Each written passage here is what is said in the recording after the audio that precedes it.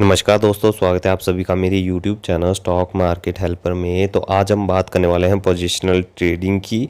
अपना personal positional trade भी दिखाऊंगा और एक नया ट्रेड आज हम लेने वाले हैं, उसके बारे में भी चर्चा करेंगे। इसके अलावा जुबिलेंट फूड वर्क्स लिमिटेड का फंडामेंटल एनालिसिस भी करेंगे आज की इस वीडियो में। तो चलिए शुरुआत करेंगे हम पोजिशनल ट्रेड से। तो चलिए दिखाता हूँ मैं आपको अपना पहला पोजिशनल ट्रेड, जो कि मैंने लिया था लगभग अप्रैल मंथ के आसपास जो था, ये पोजिशनल ट्रेड लिया था मैंने। यहाँ पर आप देखोगे तो 5 पैसा कैपिटल लिमिटेड में ये ट्रेड था। नीचे आप देखोगे जो इन्वेस्टेड अमाउंट है, बहुत छोटा सा अमाउंट मैंने इन्वेस्ट किया था। यहाँ पर आप देखो 14,917 रुपये, जो कि ग्रो हो चुका है 20,335 रुपये तक। अच्छा खासा हमें जो है प्रॉफिट मिल रहा है। यहाँ पर आप प्रॉफिट देखोगे तो 5,417 रुपये का प्रॉफिट है, जो कि बैठता है 36% पर, यानी बहुत ही बेहतरीन प्रॉफिट हमने यहाँ से निकाला है। परसेंटेज ऑफ प्रॉफिट देखिए, इन्वेस्टेड अमाउंट नहीं देखना है, ना ही करंट अमाउंट देखना है। अगर यही अमाउंट 1 CR का होता, यानी 1 करोड़ का होता, तो हमें 36 लाख का गेन मिल गया होता।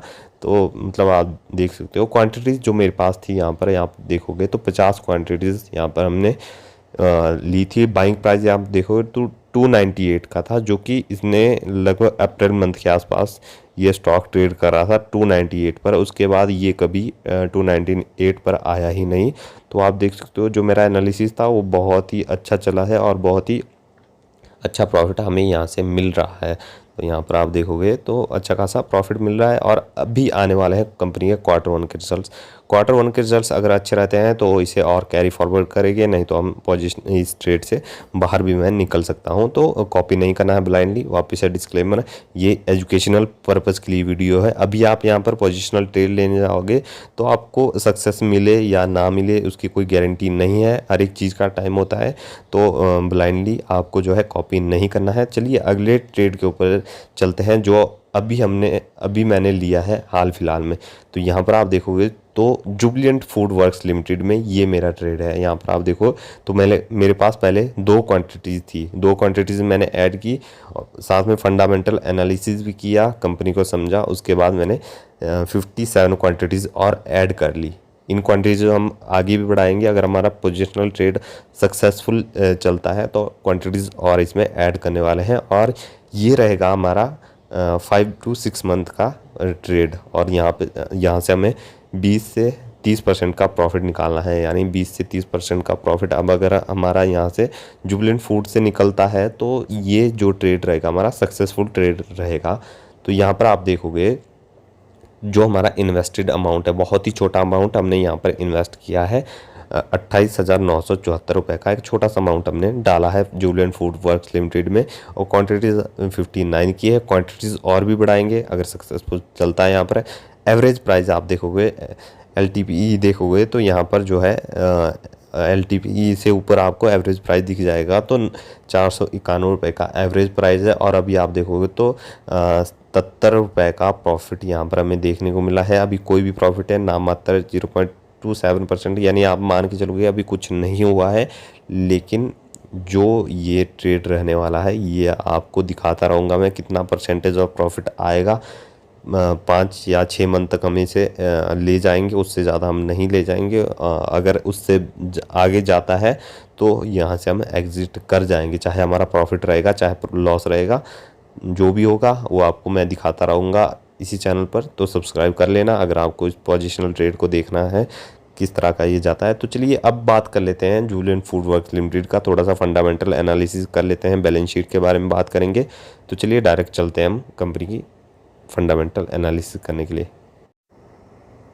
तो स्क्रीनर की ऑफिशियल वेबसाइट पर हम आ चुके हैं। यहाँ पर आप अबाउट देखोगे, Jubilant food works limited JFL company is part of the Jubilant Bhartia group and is one of the India's largest food service company.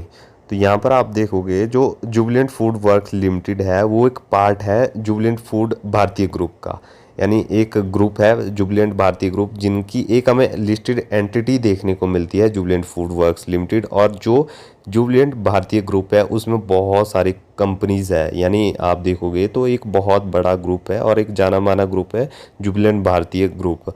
और उसके आगे देखोगे आप तो India largest food service company. तो जो जुबिलेंट फूड वर्क्स है वो एक इंडिया की जो है वो लार्जेस्ट फूड सर्विस कंपनी है। आगे बढ़ेंगे। The company hold the master franchise right for 2 international brands Domino's pizza and Dunkin donuts addressing 2 different food market segment. तो यहाँ पर आप देखोगे जो कंपनी है वो होल्ड करती है मास्टर फ्रेंचाइजी। किसकी फ्रेंचाइजी? डोमिनोज पिज़्ज़ा और डंकी डोनट्स की, जो कि एक इंटरनेशनल ब्रांड है। आपने डोमिनोज पिज़्ज़ा का नाम तो सुना ही होगा। डोमिनोज बहुत बड़ा ब्रांड है, इंटरनेशनल मार्केट में इस ब्रांड का बहुत ही बड़ा नाम है। तो कहीं ना कहीं जो डोमिनोज पिज़्ज़ा है वो इस कंपनी के साथ जुड़ा हुआ है, इनके पास इसकी मास्टर फ्रेंचाइजी है। तो यहाँ पर हम कंपनी का मार्केट कैपिटलाइजेशन देखेंगे तो 32,494 करोड़ का कंपनी का टोटल मार्केट कैपिटलाइजेशन है। मिड कैप कैटेगरी की कंपनी है तो वॉलेटिलिटी यहाँ पर रहने ही वाली है। स्टॉक पीई देखोगे तो 92 रुपीज़ का हमें स्टॉक पीई देखने को मिलता है। Return on capital employed, return on equity अच्छे लेवल्स पे है। फेस वैल्यू यहाँ पर 2 की है। फ्यूचर में हो सकता है कंपनी स्टॉक स्प्लिट भी दे, लेकिन इसके अलावा ऊपर देखोगे आप तो जो डिविडेंड यील्ड है ओके ओके टाइप का डिविडेंड यील्ड है। इतना भी कुछ अट्रैक्टिव डिविडेंड ये अपने शेयर होल्डर्स में पे नहीं करती है। 0.24% का इसका डिविडेंड यील्ड देखने को मिलता है। अब चलिए चलते हैं आगे। अब बैलेंस शीट को देख लेते हैं किस तरह की बैलेंस शीट है। उससे पहले थोड़े से हम और रेशियो देख लेते हैं। प्रॉफिट एंड लॉस, तो यहाँ पर आप देखोगे ईयर ऑन ईयर बेसिस पे कंपनी की सेल्स देख लेते हैं। तो यहाँ पर आप देखोगे जो कंपनी की सेल्स है वो 2013 में लगभग 1414 करोड़ की थी, जो कि आज बढ़ के हो चुकी है 5158 करोड़। तो कहीं ना कहीं इस कंपनी ने लॉन्ग टर्म में अपनी सेल्स को कहीं ना कहीं ग्रो किया है। उसके नीचे आप एक्सपेंसेस भी देखोगे यानी खर्चे, तो खर्चे भी कंपनी अच्छी खासी करती है। अब चलिए नेट प्रॉफिट देखते हैं क्या लॉन्ग टर्म में कंपनी का नेट प्रॉफिट बढ़ा है। यहाँ पर नेट प्रॉफिट आप देखोगे तो 2013 में 131 करोड़ का कंपनी नेट प्रॉफिट कर रही थी, जो कि बढ़ के हो चुका है 353 करोड़, जो कि 418 करोड़ से थोड़ा सा नीचे आया है। तो कहीं ना कहीं देखा जाए कंपनी ने अच्छी ग्रोथ दिखाई है, चाहे नेट प्रॉफिट हो चाहे सेल्स हो। तो कहीं ना कहीं कंपनी का नेट प्रॉफिट भी बढ़ा है, ईपीएस भी बढ़ता हुआ हमें नज़र आया है, अर्निंग पर शेयर।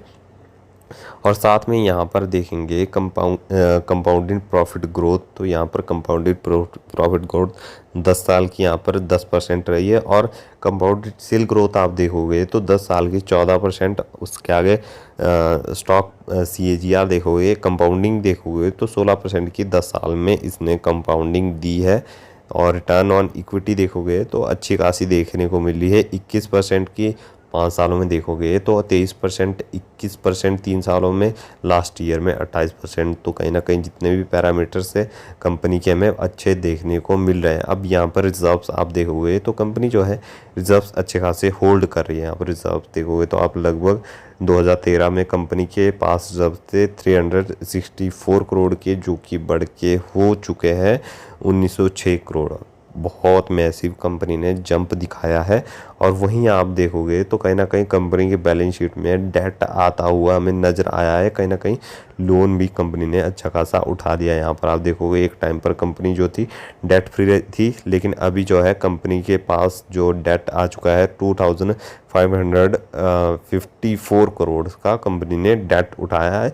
देखिए डेट उठाना या लोन लेना कोई पाप नहीं है, अगर कंपनी से सही से यूज़ करे, अपने बिजनेस ग्रो करने के लिए यूज़ करती है तो ये कंपनी के लिए एक मतलब आप कह सकते हो बहुत ही अच्छी चीज़ भी हो सकती है। अगर कंपनी का यहाँ पर फ्री कैश आप देखोगे तो कंपनी के पास फ्री कैश है 5 CR का, जो कि अच्छा खासा है। ओके ओके टाइप का फ्री कैश कंपनी जनरेट करती रहती है और डिविडेंड भी अच्छा खासा बांट देती है अपने शेयर होल्डर्स को।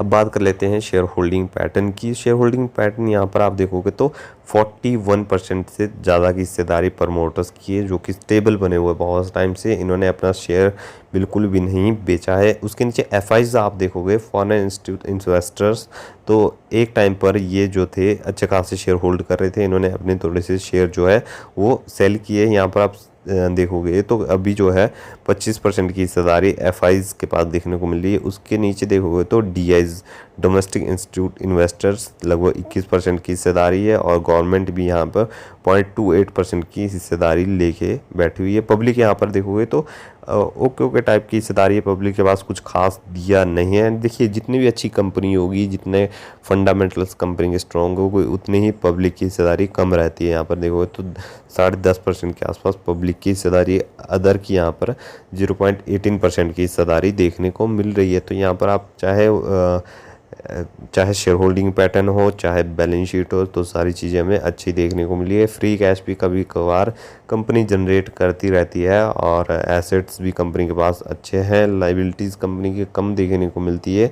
प्रॉफिट की बात करेंगे तो अच्छी खासी प्रॉफिट ग्रोथ देखने को मिली है। तो यहाँ पर आप देखोगे कंपाउंडेड प्रॉफिट ग्रोथ तो 3 साल की हमें 5%, 12%, 5 सालों की 10% आपको 10 सालों की देखने को मिलती है।